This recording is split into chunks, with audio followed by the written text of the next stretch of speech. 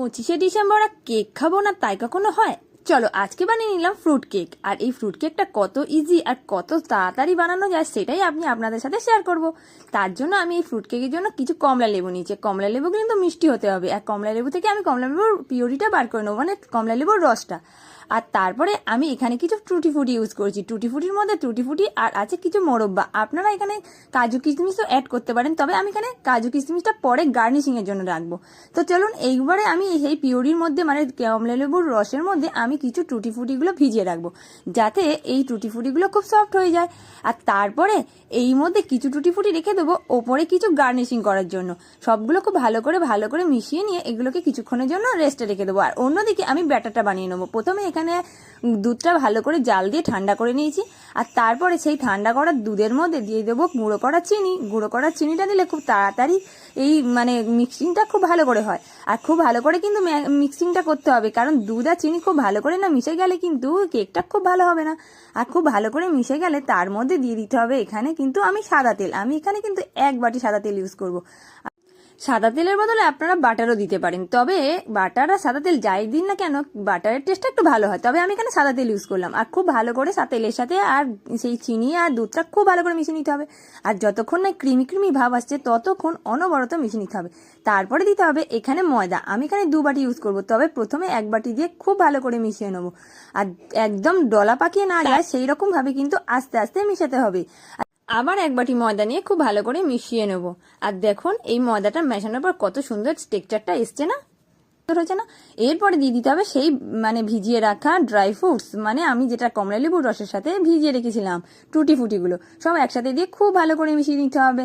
আর এইটা না বানাতে খুব বেশি সময় লাগে না, তবে খেতে না ব্যাপক লাগে। আপনারা বুঝতেই পারছেন এটা কত ইজি হবে। আর এবার দিতে হবে 1 চামচ বেকিং পাউডার, 1/2 চামচ বেকিং সোডা। সব একসাথে খুব ভালো করে মিশিয়ে নেবো। আর এরপর কিন্তু ভ্যানিলা এসেন্স দিতে হবে, কারণ কেকের গন্ধে কমলা লেবুর সাথে যদি কেক গন্ধটাই না আসে তাহলে কি আর মজা লাগে। তাই আমি এখানে কিছু পরিমাণ ভ্যানিলা এসেন্স ইউজ করবো। ভ্যানিলা এসেন্স কিন্তু কয়েক ফোঁটা দিতে হয়, বেশি না দিলেও চলে। তাই আমি সামান্য একটু ভ্যানিলা এসেন্স দিয়ে দিলাম। আর তারপর সবগুলো একসাথে খুব ভালো করে মিশিয়ে নেব। আর আমার কাছে কিন্তু কেক টিন ছিল না, তাই আমি একটা নর্মাল পাত্র ইউজ করেছি, যেটা আপনাদের যে কোনো বাড়িতে থাকে সেই রকম পাত্র। আর এখানে বাটার পেপার হিসাবে আমি একটা কলা পাতা নিয়েছি। এই কলা পাতাতে দিলে কি হয়, আলাদা করে তেল ব্রাশ করতে লাগে না, কারণ তেল ব্রাশ না করেই এটা খুব সুন্দরভাবে মানে কেক থেকে ছেড়ে যায়।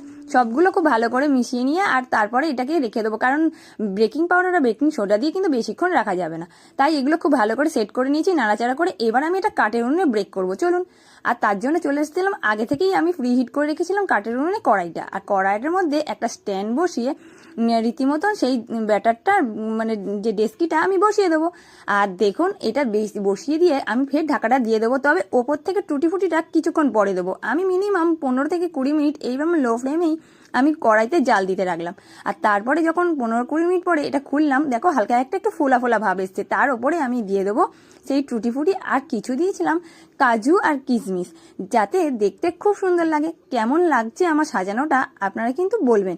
আচ্ছা ঠিক আছে, তারপরে কি এবার এগুলো সেমভাবে সব সাজিয়ে গুছিয়ে নিয়ে আবার আমি কড়াইটা আবার ঢাকা দিয়ে দেবো মিনিমাম 30 থেকে 40 মিনিটের জন্য। আর এর আঁচটা কিন্তু একেবারেই লো ফ্লেমে রাখতে হবে, না হলে কিন্তু তলাটা লেগে যেতে পারে।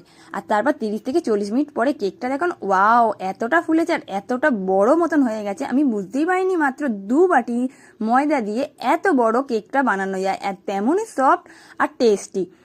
তাহলে এটা আমি আগে ডিমোল্ড করি, চলুন এটাকে আমি ডিমোল্ড করি। ডিমোল্ড করতে করতে একটা কথা বলি, আপনারা 25শে ডিসেম্বর কারা কারা বাড়িতে কেক বানাচ্ছেন আমাকে কিন্তু কমেন্ট করে যাবেন। আজকে কিন্তু আমি বাড়িতেই বানিয়েছি। আর তারপরে চলুন এবার কেকটা তো কাটা যাক। দেখো কতটা সফট আর কতটা দেখতে সুন্দর হয়েছে। আর দেখো যেহেতু আমি ওপর থেকে গার্নিশিং করেছি, গার্নিশিংয়ের জন্য কতটা সুন্দর লাগছে না। আর প্রত্যেকটা ভেতরেও কিন্তু সেমভাবে টুটি ফুটিগুলো থাকছে। তাহলে চলুন আমি এটা কেকটা লেট না করে কেটেই ফেললাম। এইবার দেখুন কতটা সফট হয়েছে, আপনাদেরকে একটা হাতে তুলে দেখাই। যেমন ইজি আর তেমনই সফট আর টেস্টফুল। দেখেছেন কতটা সুন্দর হয়েছে? আপনারাও কিন্তু বাড়িতে এইভাবে বানিয়ে নেবেন। আর আজকে ভিডিওটা কেমন লাগলো কমেন্ট করে জানাবেন।